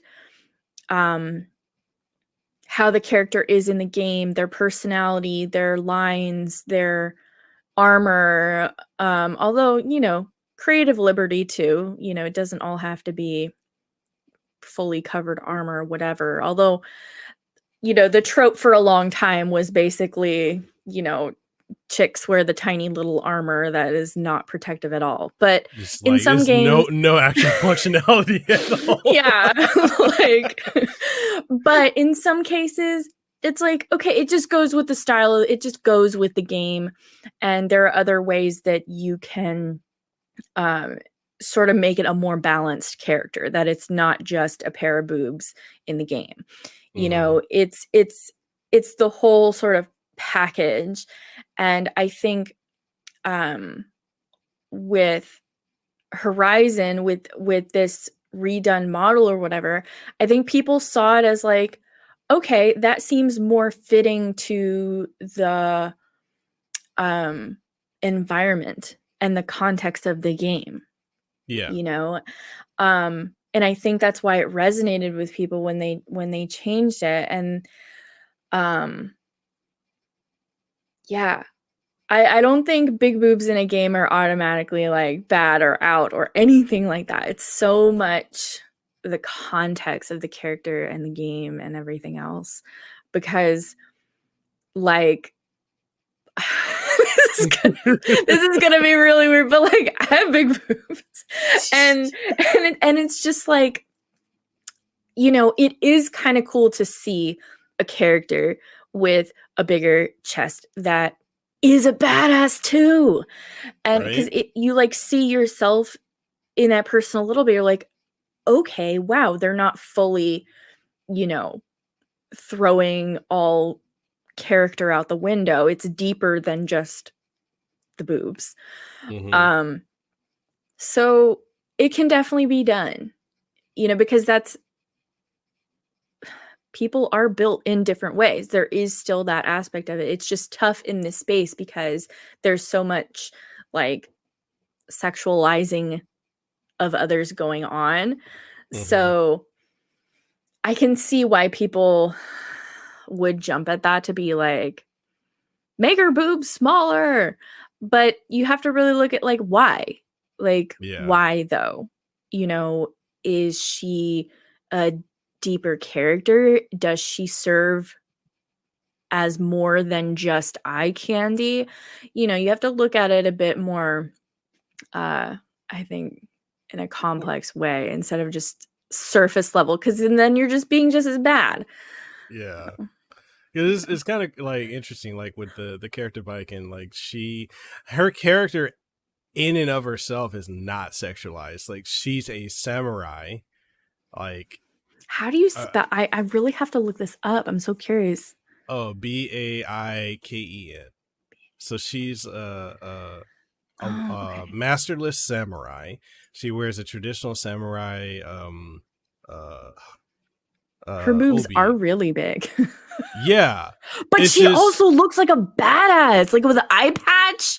Yeah, like, you know, and like people were criticizing how she walks. So when she walks, she sticks her chest out and she sways. But she had she's a bravado character. Like, you know, like most samurai are depicted as cocky, arrogant. They walk with their chest stuck out, and basically she's just that. She's a cocky character, but she's a badass. She only has one arm, one eye, and she fights on the level, if not above, the god level characters in the game, and she's just a human.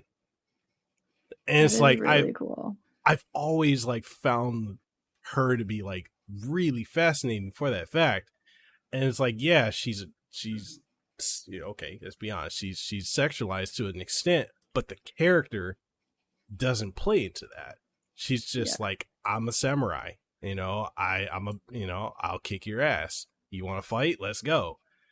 And that's awesome. Like, she also has like really muscular legs. Yeah. Like that's see, you have to look beyond only the boobs too, because it's pretty great that they designed her with muscles. That's accurate with the type of, stuff that she does. She would have these like tree trunk thighs. Like that's really cool. And like Man. I'm inspired. The attention to detail is like insane, because like her character, her story, like she trains nonstop, and it's okay. So we are treading on almost 2 hours. How are you feeling?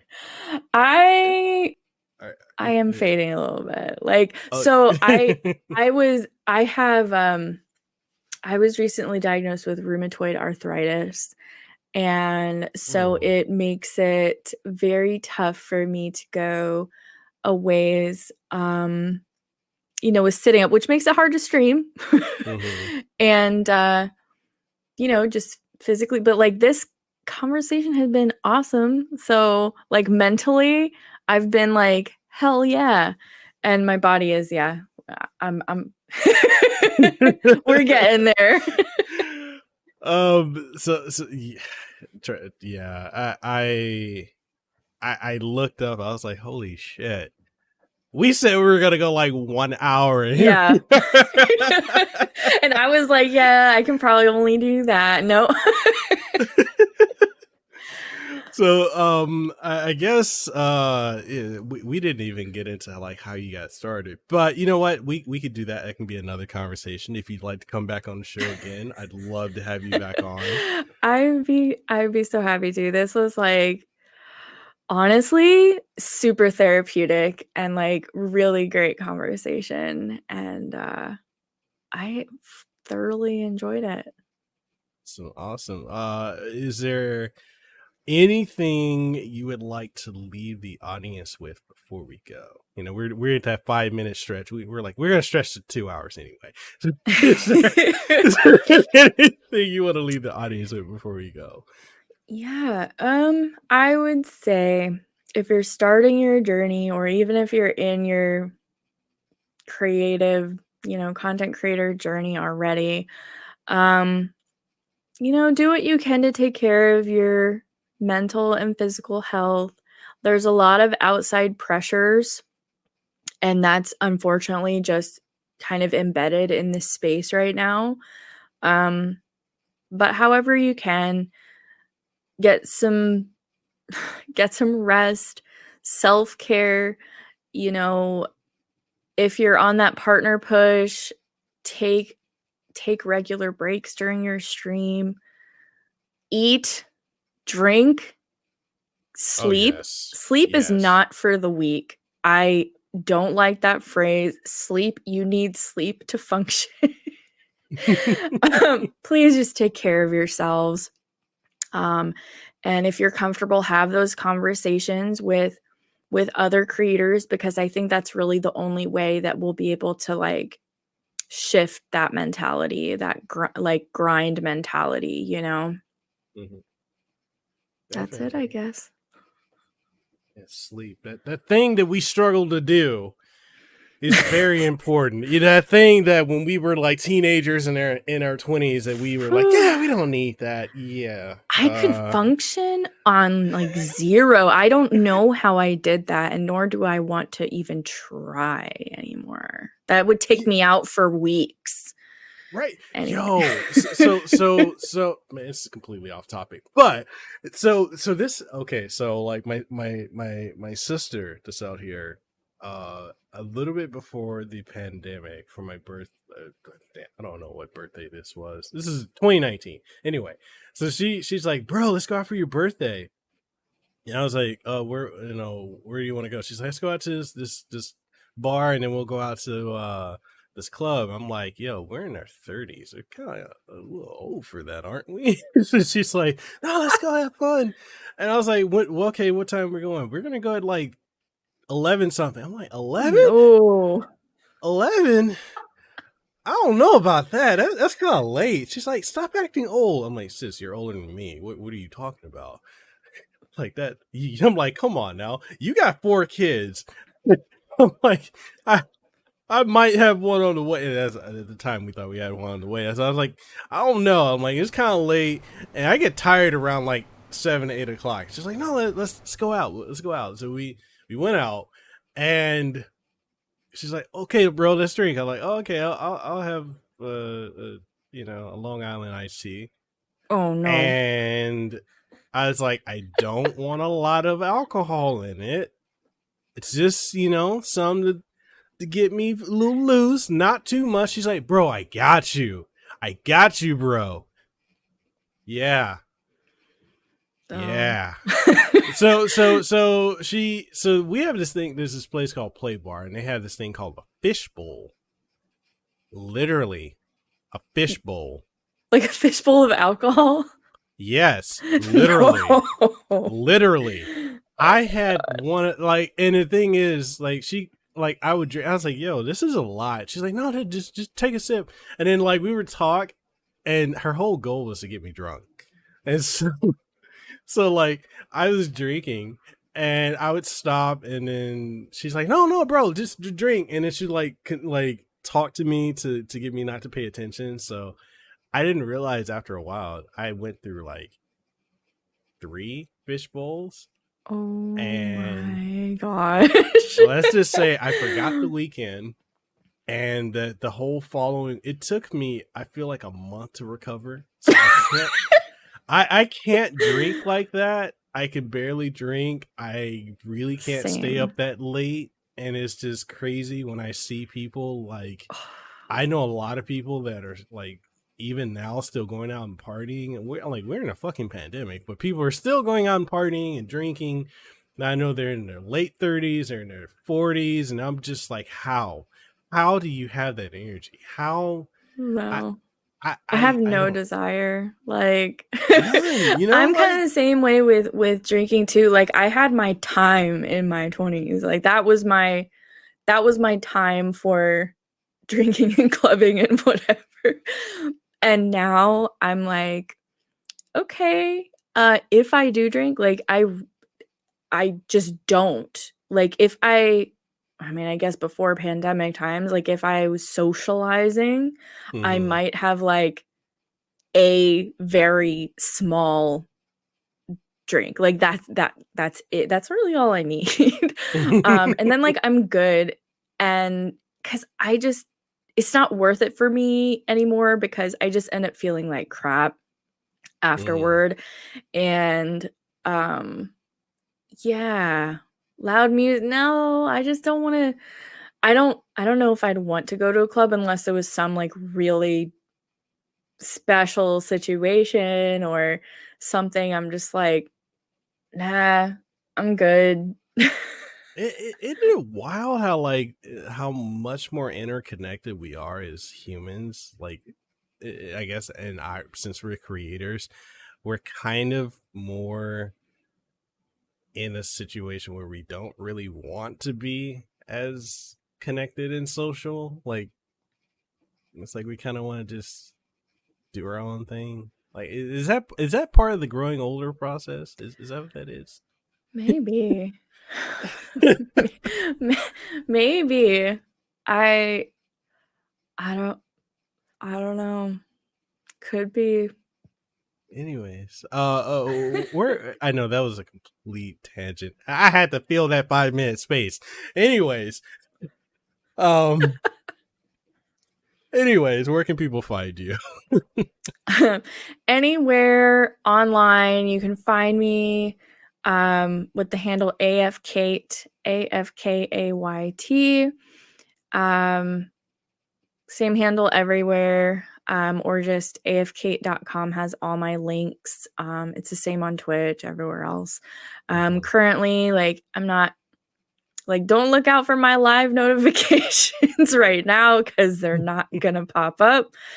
I'm not really a streamer now, but I do tweet every once in a while. I have a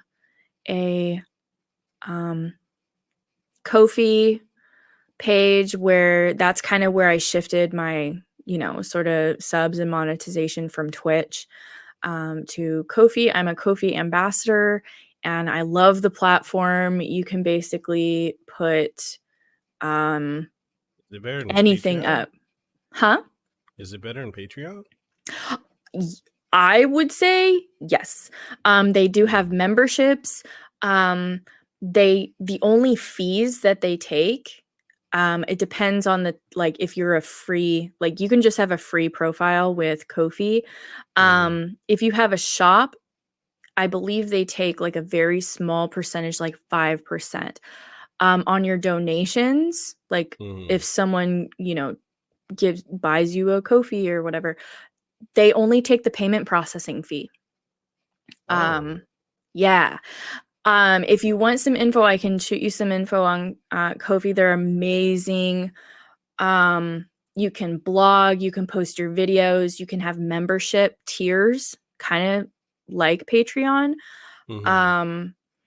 There is a gold option, so you can pay, I think it's $6 a month, and they will take 0 fees from anything except for the payment processing. So that makes it very worth it to pay for $6 a month. You get you can run a shop without fees. You can run commissions without fees. It's kind of cool. You can put up commission listings. Basically, you can give people different options. So if you offer video editing for people or stuff like that, you can offer that. It's a really great platform. I highly recommend it because they are very supportive. They're always improving the site. They don't take some places will take, even Etsy takes a pretty big fee for running a shop. I don't know what Patreon takes these days because I know they're always bumping it up. Every It's a lot. time. That's a whole nother podcast right there. Fuck. Yeah, right. But highly recommend. I will I'll send you a message, I'll hook you up. But yeah, I mainly post my art, works in progress, because you can put it behind membership or one-time support. So if someone just wants to drop you a few bucks, you can choose if it opens up the feed there, and you can also post things publicly. So there's a lot of flexibility on sharing content, putting it behind a paywall, stuff like that. So I post my art there. My shop has some pre-made emotes and things like that. So that's the main stuff I'm doing right now. And yeah, you can find those links at afKayt.com. Okay. And yeah, that's where you can find me. Okay. Did you have fun? That's the most important question. I had so much fun. It's nice to be able to talk to another creator who gets it, who's been through it, who's willing to have those conversations that not everyone is having. So yeah, it was real. I had a blast. Awesome. And I'd love to have you back on the show if you're ever interested in coming back on. And we should definitely stay in touch. I feel like there's so much we could talk about, not even just on a podcast, just some of the shit we've seen. Right? in this space. No, totally. That parenting with all of how that interacts with this, that is not talked about enough. So Really much. So much.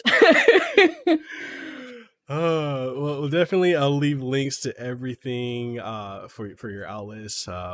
in the description of the podcast below. And for people, if you're listening, when this is up, it will be available on every major podcasting outlet. So Apple Podcasts, Google Podcasts, Stitcher, TuneIn Radio, iHeartRadio, Pandora, Amazon Music. Video format will be on YouTube, youtube.com/Mikhail Kasanova. And I think I might put it on Twitch. I don't know if Twitch is really good for podcasts anymore. It was at one point. I don't know about now. But yeah, it'll be on all platforms. Channel members and Patreons will get a week early access to this. So that being said, thank you, Kate, for coming through today. I enjoyed the podcast, and Thank you for having me. Yes, we should. Mahalo for your time for listening to this episode of the Kasanova Podcast, number one podcast in Hawaii. If you found this episode to be incredibly enjoyable, informative, or if there's anything you gain from it, or any insight, or anything that's good that you really, really enjoyed, make sure whatever platform you're listening to it on, or if you're watching it, leave a comment if that's available on the platform.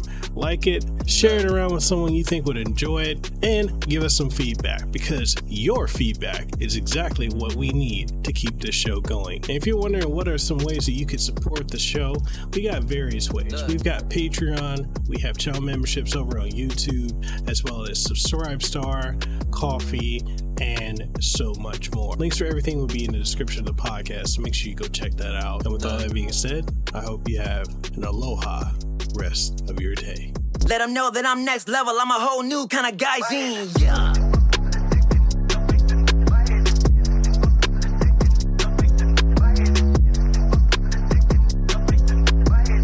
Yes, at the top spot in case you forgot.